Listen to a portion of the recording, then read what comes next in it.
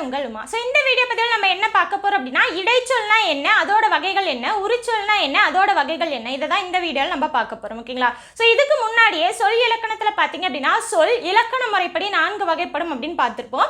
அதில் 2 வகையான பெயர்ச்சொல் வினைச்சொல் 2ஐயும் நம்ம கம்ப்ளீட் பண்ணியாச்சு. ஓகேங்களா? ஸோ அதுக்கான வீடியோ லிங்க் எல்லாமே பார்த்தீங்க அப்படின்னா இந்த வீடியோ டிஸ்கிரிப்ஷனில் கொடுத்துருக்கேன். ஸோ பார்க்காதவங்க பார்த்துட்டு வந்துருங்க. அப்போ தான் அதோட கான்செப்டும் தொடர்ச்சி உங்களுக்கு தெளிவாக புரியும். ஓகேங்களா? ஸோ இன்னைக்கு அதில் மீதி 2ஆன இடைச்சொல் உரிச்சொல் தான் பார்க்க போகிறோம். இந்த டாபிக் பார்த்தீங்க அப்படின்னா 9th ஸ்டாண்டர்ட் புக்கில் இயல் 5ல் இருக்குது. ஓகேங்களா? ஸோ அந்த 2மே இருக்கும். ஃபுல் அண்ட் ஃபுல் டீட்டெயிலாக பார்க்கலாம். ஓகேங்களா? ஸோ வீடியோவை ஸ்கிப் பண்ணாமல் கடைசி வரைக்கும் பாருங்கள். அப்போ தான் இதோட கான்செப்ட் எல்லாமே உங்களுக்கு தெளிவாக புரியும். ஓகேங்களா? ஸோ ஃபஸ்ட்டு நம்ம இடைச்சொல் அப்படின்னா என்னன்னு பார்த்துக்கலாம். இடைச்சொல் பார்த்தீங்க அப்படின்னா பெயர் சொல்லுக்கும் வினை சொல்லுக்கும் இடையில் வரும். ஓகேங்களா? ஸோ பெயர் சொல்லுக்கும்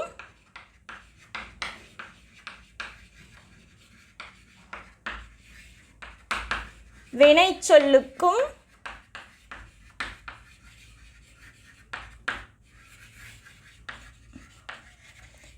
இடையில் வரும்.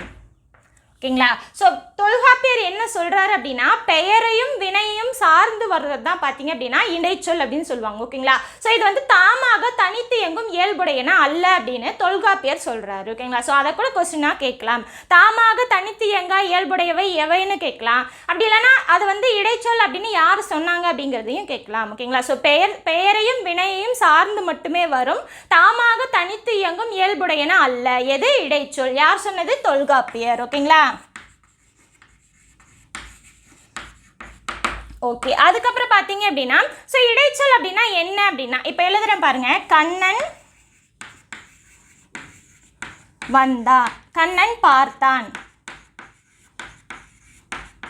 ஓகேங்களா? ஸோ இதில் கண்ணன் அப்படிங்கிறது பார்த்தீங்க அப்படின்னா பெயர் சொல். ஓகேங்களா? பார்த்தான் அப்படிங்கிறது வினைச்சொல். ஓகேங்களா? ஸோ கண்ணன் பார்த்தான் மீனிங் என்ன? ஸோ கண்ணன் வந்து யாரையோ பார்த்தான், இல்லைனா எதையோ பார்த்தான். ஓகேங்களா? அதுதான் வந்து இதோட பொருள். ஓகேங்களா? இதுவே கண்ணனை பார்த்தான் அப்படின்னு இருந்ததுன்னு வச்சுக்கோங்களேன். கண்ணனை பார்த்தான், இல்லைனா கண்ணனும் பார்த்தான், இந்த மாதிரி இருக்குன்னு வச்சுக்கோங்களேன். ஸோ உங்களுக்கு என்ன ஆகும்? பொருள் அப்படியே மாறிடும். பாருங்க, கண்ணனை இந்த இடத்துல ஐ அப்படிங்கிற அந்த இடைச்சொல் சேர்ந்து வர்றதால என்ன சொல்லுவோம்? இதை 2ஆம் வேற்றுமை உருபுன்னு சொல்லுவோம் இல்லையா? ஸோ இதையும் இடைச்சொல் அப்படின்னு சொல்லலாம். ஓகேங்களா? ஸோ கண்ணனை பார்த்தான் அப்படின்னா என்ன அர்த்தம்? யாரோ ஒருத்தங்க கண்ணனை பார்த்தாங்க அப்படின்னு சொல்றது தான். ஓகேங்களா? ஸோ அதை தான் மென்ஷன் பண்ணுது, கண்ணனை பார்த்தான். அதுக்கப்புறம் கண்ணனும் அப்படின்னு வருது இல்லையா? ஸோ கண்ணனும் பார்த்தான் அப்படின்னா வேற யார் கூடயோ கண்ணனும். ஓகேங்களா? ஸோ 2 பேர் இருக்காங்கன்னு வச்சுக்கோங்களேன். அந்த 2 பேர் கூட கண்ணனும் ஒருத்தர் இருக்கான். ஸோ அவனும் சேர்ந்து தான் அதை பார்த்தான். ஓகேங்களா? ஸோ அதுக்கப்புறம் கண்ணன் தான் பார்த்தான்.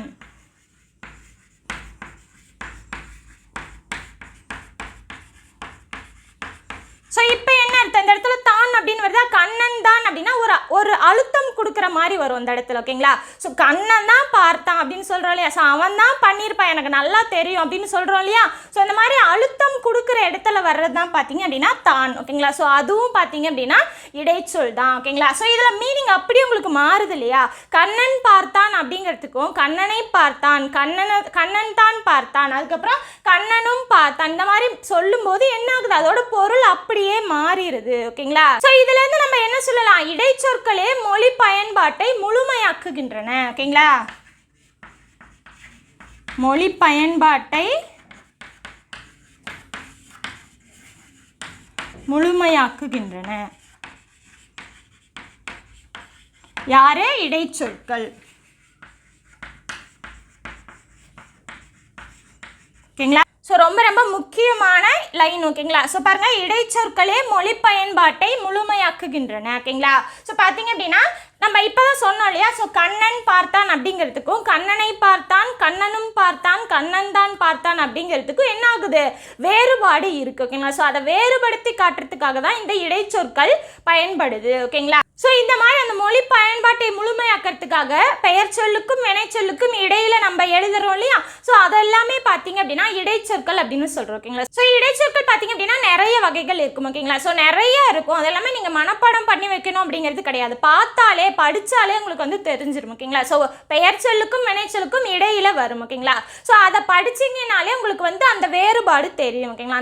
அந்த சொல்ல விட்டுட்டு, ஓகேங்களா, அந்த இடைச்சொல்லை விட்டுட்டு படிக்கிறதுக்கும் அது கூட சேர்ந்து படிக்கிறதுக்கும் உங்களுக்கு வேறுபாடுகள் நல்லா தெரியும். ஓகேங்களா? ஸோ அந்த மாதிரி வர்றது எல்லாமே பார்த்தீங்க அப்படின்னா இடைச்சொற்கள் அப்படின்னு சொல்லலாம். ஓகேங்களா? ஸோ அதில் நிறைய வகைகள் இருக்குது, ஒவ்வொன்றா பார்க்கலாம். ஓகேங்களா? ஸோ பார்த்தீங்க அப்படின்னா எந்த மாதிரி வரும் பாருங்க, ஐ, உம், தான், அதுக்கப்புறம் ஆவது, மட்டும், ஆ, ஆம், அதுக்கப்புறம் பார்த்தீங்க அப்படின்னா ஓ, ஏ, இதெல்லாமே வரும். ஓகேங்களா? ஸோ நிறைய இருக்கும், ஒவ்வொன்றா பார்க்கலாம். ஓகேங்களா? ஸோ அடுத்து நம்ம பார்க்க போகிறது பார்த்தீங்க அப்படின்னா இடைச்சொற்களின் வகைகள். ஓகேங்களா? ஸோ இடைச்சொற்கள் பல வகைப்படும். ஓகேங்களா? ஸோ புக்கில் நிறைய கொடுத்துருப்பாங்க, அது என்னென்ன அப்படிங்கிறத பார்க்கலாம். ஓகேங்களா? ஸோ பாருங்கள், வேற்றுமை உருபுகள். வேற்றுமை பார்த்தீங்க அப்படின்னா முதலாம் வேற்றுமை, இரண்டாம் வேற்றுமை, இந்த மாதிரி பார்த்தீங்க அப்படின்னா 8ஆம் வேற்றுமை வரைக்கும் 8 வகைப்படும். அதில் 1க்கும் கடைசி 8ஆம் வேற்றுமைக்கு உருபு கிடையாது, மீதி இருக்க 6க்குமே உருபு இருக்குது. ஓகேங்களா? ஸோ ஐயால் கூ இன் அதுக்கண் அப்படின்னு வரும். ஓகேங்களா? ஸோ ஐயால் கூ இன் அதுக்கண். ஓகேங்களா? ஸோ 2ஆம் வேற்றுமை உருபு, 3ஆம் வேற்றுமை உருபு, 4ஆம் வேற்றுமை உருபு, 5ஆம் வேற்றுமை உருபு, 6ஆம் வேற்றுமை உருபு, 7ஆம் வேற்றுமை உருபு. ஓகேங்களா? ஸோ இந்த மாதிரி வரும். ஸோ இது எல்லாமே பார்த்தீங்க அப்படின்னா இடைச்சொற்கள் தான். ஓகேங்களா? அதுக்கு இப்போ வந்து எக்ஸாம்பிள் எப்படி சொல்லலாம் பாருங்க, இப்போ அவள் அப்படிங்கன்னு வச்சுக்கலாமே. ஸோ அவன் அப்படிங்கிற அந்த சொல் கூட இது எல்லாமே சேருதான்னு பாருங்க. அவனை, அவனால், அவனுக்கு, அவனின், அவனது, அவன் கண். ஓகேங்களா? ஸோ இந்த மாதிரி அந்த சொல்லு கூட நம்ம சேர்த்திக்கலாம். ஓகேங்களா? ஸோ அடுத்து பார்த்தீங்க அப்படின்னா பன்மை விகுதிகள். பன்மை விகுதிகள் பார்த்தீங்க அப்படின்னா கல், மார். ஓகேங்களா? ஸோ இது எப்படி எழுதலாம் அப்படின்னா இப்போ தம்பிகள். ஓகேங்களா? அப்படி இல்லைன்னா தம்பிமார், அண்ணன்கள், அண்ணன்மார், தாய்மார்கள், இந்த மாதிரிலாம் வரும் இல்லையா? ஸோ அந்த மாதிரி சொல்லலாம். ஓகேங்களா? ஸோ இந்த மாதிரி பன்மையை குறிக்கிறது. ஓகேங்களா? ஸோ தாய்மார்கள் அப்படின்னா என்ன அர்த்தம்? அதாவது நம்ம பன்மையாக நிறைய பேர் இருக்கிறது தான் சொல்லுவோம் இல்லையா? ஸோ அதை பன்மை விகுதிகளாக யூஸ் பண்ணுவோம். அதுக்கப்புறம் திணை பால் விகுதிகள். ஓகேங்களா? ஸோ இந்த மாதிரி ஏன், ஓம், ஆய், ஈர், ஆண், ஆள், ஆர், ஆர்கள், தூ, இந்த மாதிரி வர்றது எல்லாமே பார்த்தீங்க அப்படின்னா பன்மை விகுதிகளாக யூஸ் பண்ணலாம். சாரி, திணை பால் விகுதிகளாக யூஸ் பண்ணலாம். இப்போ வா அப்படிங்கிற கூட இதெல்லாமே சேர்த்துலாம் பாருங்க. வந்தேன், வந்தோம், வந்தாய், வந்தீர்கள், வந்தான், வந்தாள், வந்தார், வந்தார்கள், வந்து, வந்த. ஓகேங்களா? ஸோ இந்த மாதிரி சொல்லலாம் இல்லையா? ஸோ இது எல்லாமே திணை பால் விகுதிகள் அப்படின்னு வரும். ஓகேங்களா? அதுக்கப்புறம் கால இடைநிலைகள் பார்த்தீங்க அப்படின்னா கிறு, கின்று, எக்ஸட்ரான்னு போட்டிருப்பாங்க இல்லையா? ஸோ கால இடைநிலைகள் பார்த்தீங்க அப்படின்னா இறந்த கால இடைநிலை, நிகழ்கால இடைநிலை, எதிர்கால இடைநிலைன்னு 3 இருக்குது. ஓகேங்களா? ஸோ அது என்னென்ன வரும் அப்படின்னா இறந்த கால இடைநிலை பார்த்தீங்க அப்படின்னா இத்து, இட்டு, இரு, இன்னு. ஓகேங்களா? ஸோ இந்த 4ம் வரும். அதுக்கப்புறம் நிகழ்கால இடைநிலை பார்த்தீங்க அப்படின்னா கிறு, கின்று, ஆனின்று, இந்த 3ம் வரும். ஓகேங்களா? அதுக்கப்புறம் எதிர்கால இடைநிலை பார்த்தீங்க அப்படின்னா என்ன வரும் பாருங்க, இப்பு, இவ்வு. ஸோ இது எல்லாமே வரும். இது எல்லாமே எப்படி வரும்? அதோட இடைச்சொற்களாக வரும். ஓகேங்களா? அதுக்கப்புறம் பார்த்தீங்க அப்படின்னா பெயரச்ச வினையச்ச விகுதிகள் அ, உ, இ, மல். ஓகேங்களா? ஸோ பாருங்கள், இப்போ எக்ஸாம்பிள் எப்படி சொல்லலாம்? படித்த, படித்து. ஓகேங்களா? ஸோ எழுதி, படிக்காமல், எழுதாமல், இந்த மாதிரிலாம் வரும். ஓகேங்களா? ஸோ அடுத்து பார்த்தீங்க அப்படின்னா எதிர்மறை இடைநிலைகள் ஆ, அல், இல், இந்த மாதிரி வரும். ஓகேங்களா? ஸோ பாடா, பைங்கிலி பார்த்தோம் இல்லையா? ஸோ பாடா அப்படின்னா ஆ அப்படிங்கிற மாதிரி இறுதியாக வரும். பாடாமல், அல் அப்படிங்கிறது இறுதியாக வரும். இந்த மாதிரி வரும். ஓகேங்களா? ஸோ அடுத்து தொழிற்பெயர் விகுதிகள் பார்த்தீங்க அப்படின்னா தல், அம், மை, இந்த மாதிரி வரும். ஓகேங்களா? ஸோ ஆடுதல், ஆட்டம், இந்த மாதிரிலாம் வரும் இல்லையா? அந்த மாதிரி வரும். அதுக்கப்புறம் வியங்கோல் விகுதிகள் காய, இந்த மாதிரிலாம் வரும் இல்லையா? ஸோ வாழ்க, வாலிய, இந்த மாதிரி சொல்கிறோம் இல்லையா? அது எல்லாமே வியங்கோல் விகுதிகள். அடுத்து சாரியைகள். ஓகேங்களா? அத்து, அற்று, அம். ஓகேங்களா? இந்த மாதிரி வரும். சாரியை, சந்தி, இது எல்லாமே பார்த்தீங்க அப்படின்னா நம்ம பகுபத உறுப்பிலக்கணம் பார்க்கும்போது பார்க்கலாம். ஓகேங்களா? ஸோ பகுபதம், பகாப்பதம் பார்ப்போம் இல்லையா? அப்போ வந்து அதை டீட்டெயில்டாக பார்த்துக்கலாம். ஸோ இப்போ என்னென்ன அப்படிங்கிறத மட்டும் தெரிஞ்சுக்கோங்க. ஓகேங்களா?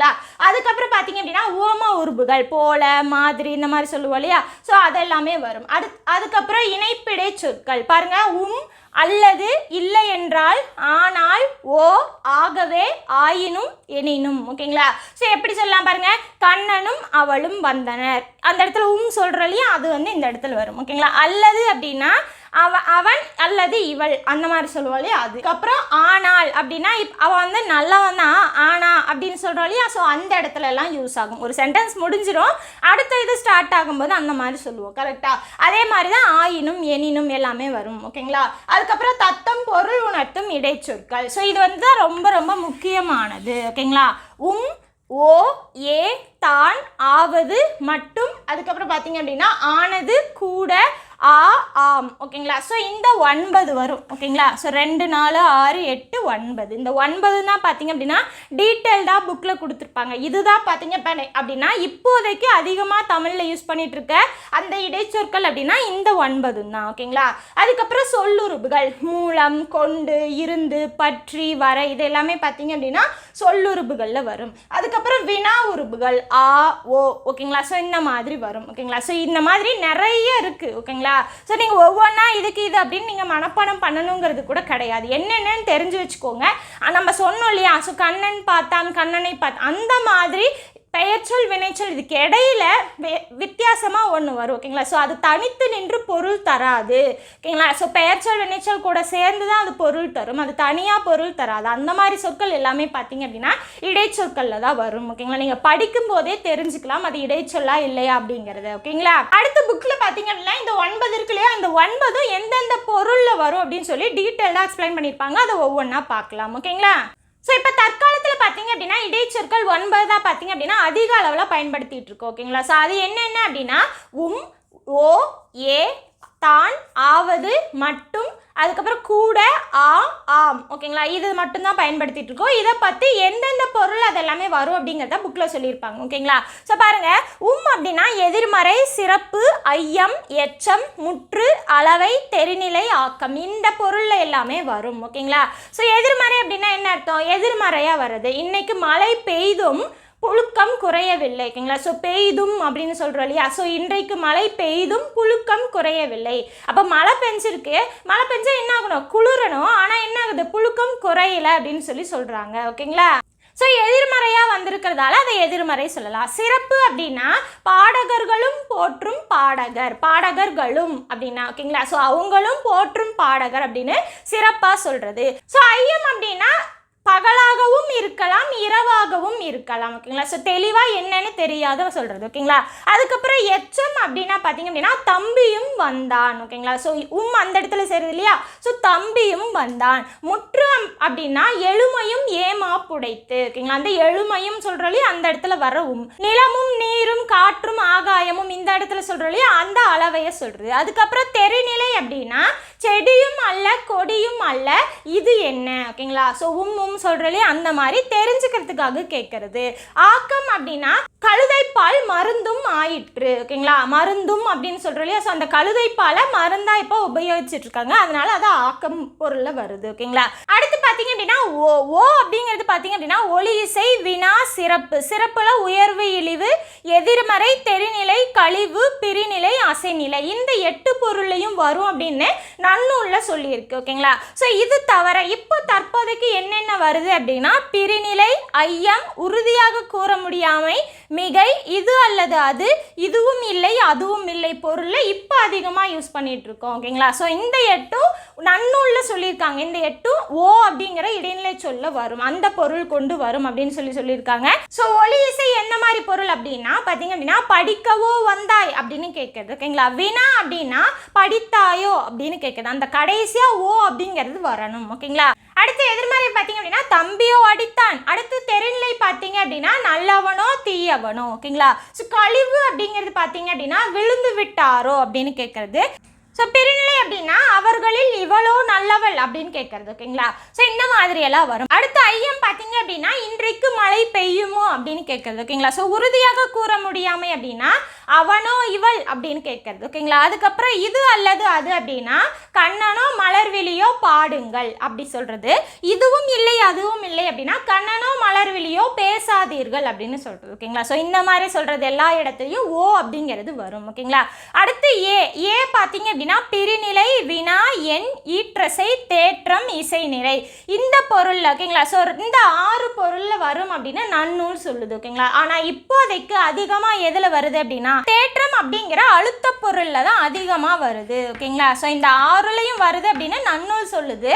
இந்த தேற்ற பொருள் அழுத்த பொருள்ல மட்டும்தான் பார்த்தீங்க அப்படின்னா இப்போ வருது. ஓகேங்களா? ஸோ என்ன மாதிரி அப்படின்னா அண்ணல் காந்தி அன்றே சொன்னார். ஓகேங்களா? ஸோ அவர் அன்னைக்கே அதை சொல்லிட்டாரு அப்படின்னா அன்று அப்படிங்கிறத அழுத்தி சொல்றோம் இல்லையா, அந்த மாதிரி சொல்றதுக்கு தான் ஏ அப்படிங்கிறது யூஸ் பண்ணுறோம். ஓகேங்களா? அதுக்கப்புறம் நடந்தே வந்தான். ஓகேங்களா? ஸோ நடந்தே வந்தான் அப்படிங்கிறது அந்த நடந்து அப்படிங்கிறது அழுத்தி காட்டுறதுக்காக பார்த்தீங்க அப்படின்னா நடந்தே வந்தான் அப்படின்னு சொல்றோம் இல்லையா, ஸோ அந்த மாதிரி அழுத்த பொருளில் வரும். ஓகேங்களா?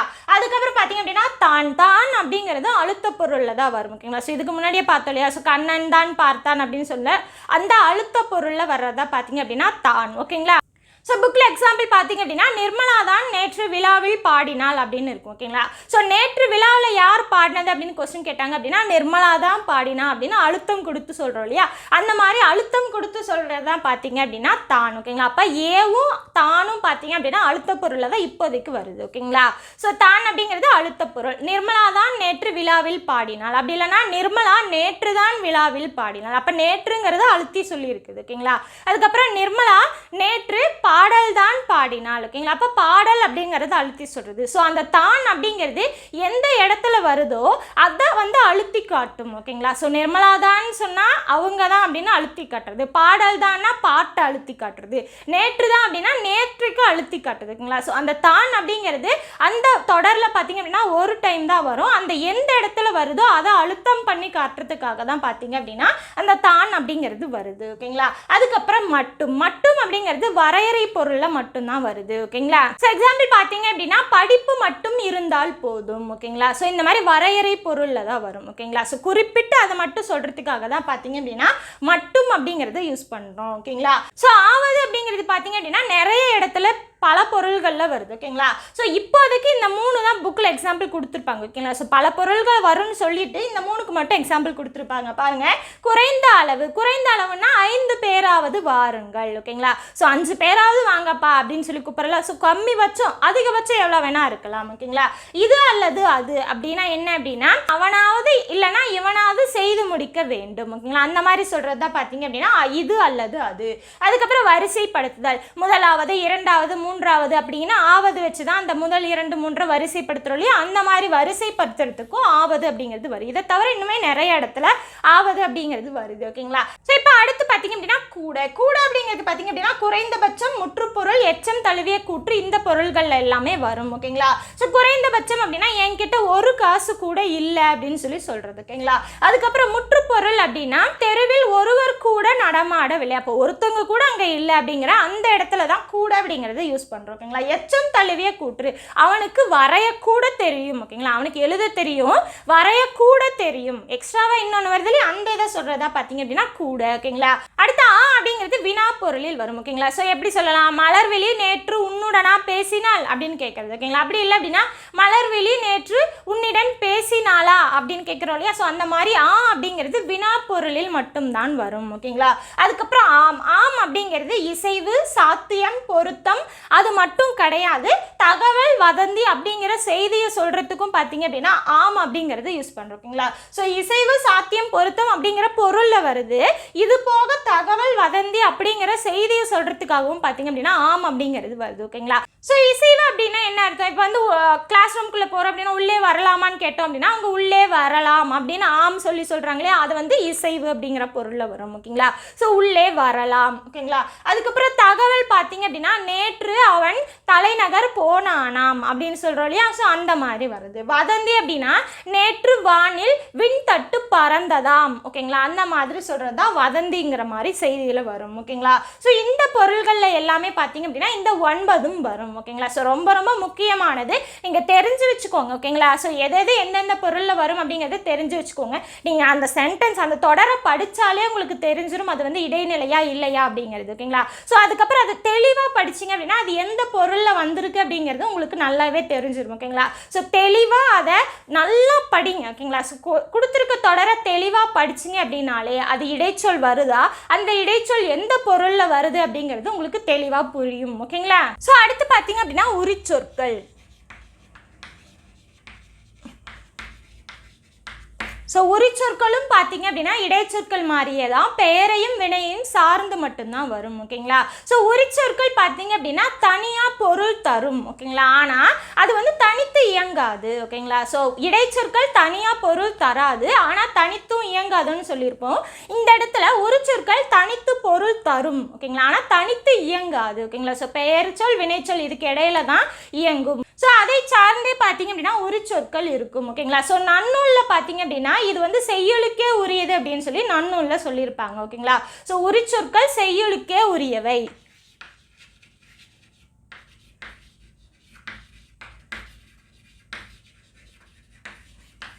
உரியவை அப்படின்னு நன்னூலில் இருக்கும். ஓகேங்களா? பெயரையும் வினையையும் சார்ந்து வரும்.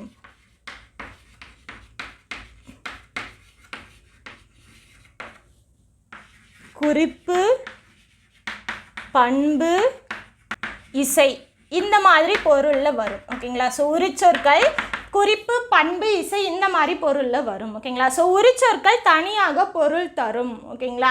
ஆனால் தனித்து இயங்காது. ஓகேங்களா? ஸோ தெளிவாக படிச்சுக்கோங்க. செய்யுளுக்கே உரியவை, பெயரையும் வினையும் சார்ந்து வரும், குறிப்பு, பண்பு, இசை இந்த பொருளில் வரும். உரிச்சொற்கள் தனித்து பொருள் தரும். ஓகேங்களா? ஆனால் தனித்து இயங்காது. ஓகேங்களா? ஸோ இதெல்லாமே பார்த்தீங்க அப்படின்னா உரிச்சொற்களில் வரும். உரிச்சொற்களில் 2 வகை இருக்குது. ஓகேங்களா? ஸோ என்னென்ன அப்படின்னா ஒரு சொல் பல பொருளுக்கு உரியது.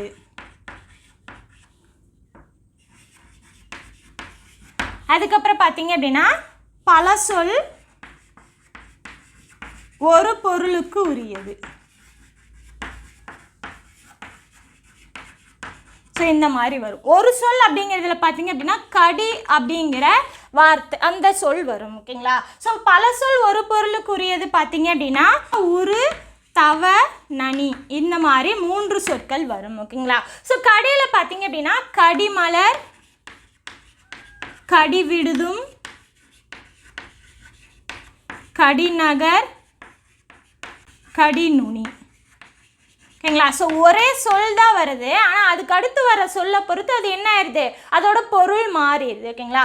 ஸோ கடிமலர் அப்படின்னா மனம் மிக்க மலர். அதுக்கப்புறம் கடி விடுதும் அப்படின்னா விரைந்து விடுவோம். கடிநகர் அப்படின்னா காவல் மிக்க நகர். கடி நுனி அப்படின்னா கூர்மையான நுனி. இந்த மாதிரி ஒரு சொல் தான், ஆனால் பல பொருள் தரும். ஓகேங்களா? ஸோ பல பொருளுக்கு உரியது, அதனால இதை வந்து உரிச்சொல் அப்படிங்கிறோம். ஓகேங்களா? அதே மாதிரி பல சொல் ஒரு பொருளுக்கு உரியது. ஓகேங்களா? பல சொல்ல என்ன உரு, தவ, நனி இந்த 3மே பார்த்தீங்க அப்படின்னா மிகுதி அப்படிங்கிற ஒரே பொருளைத்தான் தரும். ஓகேங்களா? ஸோ ஒரே பொருள் மிகுதி அப்படிங்கிறது தான் தரும். ஸோ இது எந்த மாதிரி யூஸ் பண்ணாலும் மிகுதி அப்படிங்கிற மாதிரி தான் வரும். ஓகேங்களா? ஸோ இதுக்கான எடுத்துக்காட்டு பார்த்தீங்க அப்படின்னா உருபசி, தவச்சிறிது, நனி நன்று இந்த மாதிரி பொருள் வந்து ஒரே பொருள் தான் வரும். ஓகேங்களா? உங்களுக்கு மாற்றி போட்டாலும் பொருள் ஒன்று தான். ஸோ கடி அப்படிங்கிறது பார்த்தீங்க அப்படின்னா ஒவ்வொரு அந்த சொல் கூட வேற ஒரு சொல் சேரும்போது அது வந்து வேற வேற பொருளை தரும். அப்போ ஒரு சொல் பல பொருளுக்கு உரியது. ஓகேங்களா? இந்த இடத்துல பல சொல் உரு, தவ, நனி அப்படிங்கிற 3 சொல் பார்த்தீங்க அப்படின்னா மிகுதி அப்படிங்கிற ஒரு பொருளுக்கு தான் உரியது. ஓகேங்களா? ஸோ இந்த மாதிரி உரிச்சொல்ல 2 வகையாக பிரிக்கலாம். ஓகேங்களா? ஸோ ஒரு சொல் பல பொருளுக்கு உரியது, பல சொல் ஒரு பொருளுக்கு உரியது. ஓகேங்களா? ஸோ இவ்வளோ தான் பார்த்தீங்க அப்படின்னா உரிச்சொல். ஓகேங்களா? ஸோ உரிச்சொல் சின்னதாக தான் இருக்கும், இடைச்சொல் தான் பார்த்தீங்க அப்படின்னா நிறையா இருக்கும். ஓகேங்களா? ஸோ நீங்கள் படிக்க படிக்க புரிஞ்சிடும். இந்த இடத்துல கடி அப்படிங்கிறது பார்த்தீங்க அப்படின்னா பொருள் தருது இல்லையா? ஸோ அந்த இடத்துல ஐ, ஆள், கூயின் இந்த மாதிரி மட்டும், தான் இந்த மாதிரிலாம் வந்துச்சுன்னா தனியாக பொருள் தராதுன்னு சொல்லியிருந்தேன். கரெக்டாக? ஸோ இந்த இடத்துல பார்த்தீங்க அப்படின்னா கடி அப்படிங்கிறது பார்த்தீங்க அப்படின்னா ஒவ்வொன்றிலையும் ஒவ்வொரு மாதிரி பொருள் தருது. ஓகேங்களா? இந்த இடத்துல உரு, தவ, நனி அப்படிங்கிறதே பார்த்தீங்க அப்படின்னா மிகுதி அப்படிங்கிற பொருள் தருது, ஆனால் தனித்து இயங்காது. ரெண்டுமே இடைச்சொல்லும் உரிச்சொல்லும் தனித்து இயங்காது. இடைச்சொல்ல பார்த்தீங்க அப்படின்னா தனியாக பொருள் தராது. ஓகேங்களா? ஆனால் உரிச்சொல்ல தனியாக பொருள் தரும். ஓகேங்களா? ஸோ இதுதான் வித்தியாசம், நல்லா தெளிவாக பார்த்துக்கோங்க. ஓகேங்களா? ஸோ இதோட பார்த்தீங்க அப்படின்னா இலக்கண வகைப்படி சொல் 4 வகைப்படும் சொன்னோம் இல்லையா, அந்த 4மே முடிஞ்சது. ஓகேங்களா. அடுத்த கிளாஸ்ல இலக்கிய முறைப்படி சொல் 4 வகைப்படும் இல்லையா, அந்த 4 வகை என்னென்ன அப்படிங்கிறத அடுத்த கிளாஸ்ல பார்க்கலாம். ஓகேங்களா. ஸோ நம்ம கிளாஸ் வந்து உங்களுக்கு யூஸ்ஃபுல்லாக இருக்குன்னு நீங்கள் நினைச்சிங்க அப்படின்னா நம்மளோட உமா டிஎன்பிஎஸ்சி மேக்ஸ் அப்படிங்கிற சேனல் சப்ஸ்கிரைப் பண்ணிட்டு கூட இந்த பெல் ஐக்கானை கிளிக் பண்ணுங்க. உங்கள் ஃப்ரெண்ட்ஸ் யாராவது டிஎன்பிஎஸ்சி எக்ஸாமுக்கு படிக்கிறாங்க அப்படின்னா அவங்களுக்கு நம்மளோட சேனலை ஷேர் பண்ணி விடுங்க. ஓகேங்களா. ஸோ இந்த கிளாஸ் எப்படின்னு சொல்லிட்டு கமெண்ட் பாக்ஸில் கமெண்ட் பண்ணுங்க. தேங்க்யூ.